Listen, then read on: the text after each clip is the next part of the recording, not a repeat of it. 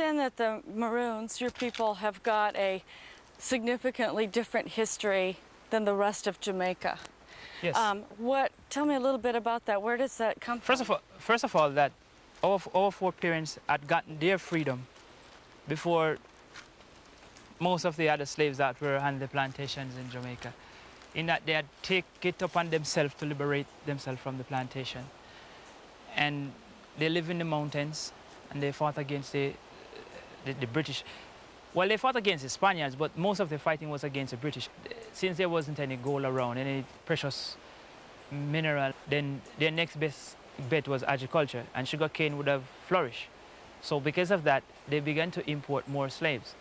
And importing more slaves to come and work on the plantation, where they knew for sure that outside there were people running around free, of African descent.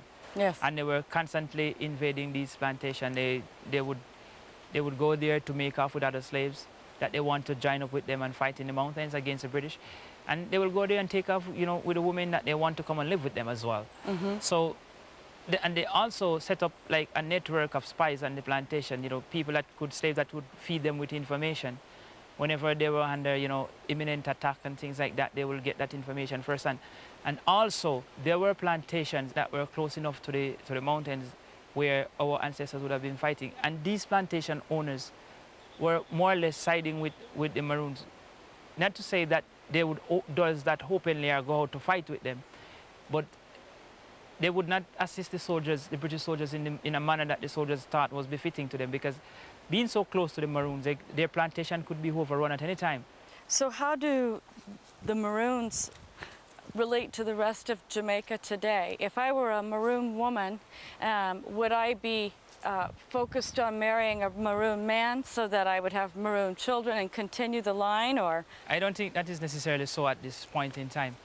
What happened is that many years ago, it was customary for a Maroon woman to marry a Maroon man.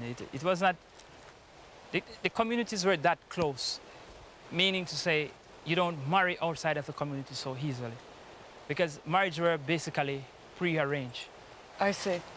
Meaning to say, a man would not go out and ask for a woman. It was the parent of that man that would have gone out and say, well, you know, you'll marry her. Right. Yes. So that's how it was. But today, it is a whole different situation. People marry to whoever they feel like marrying. But then, at the back of everybody's mind, I want to marry somebody that I know something about. How do you go about that? You generally end up marrying the persons who live closer to you, or the people who you know. Yes, because you grew up with them. You grow up with them, and you understand them. You know the ways about them. People are free to marry where you want to marry, but you know. It just happens that they're who you spend time with, and so that's who you fall in love with and marry. That's and it. have children with them. That's how it goes. One of the big improvements that they've made in Moortown recently is a new school. The Colonel showed me the classroom with the children, and they were very obedient to the Colonel and what he had to say. Man, you know, I think it's your rest time now, you know. It's 1 o'clock, right? So it's your rest from 12 to 1. Please stand. Okay. We're going to sing a song. I'm so glad I feel so fine. Every little cell in my body is well. Every little cell in my body is out. Every little cell in my body is well.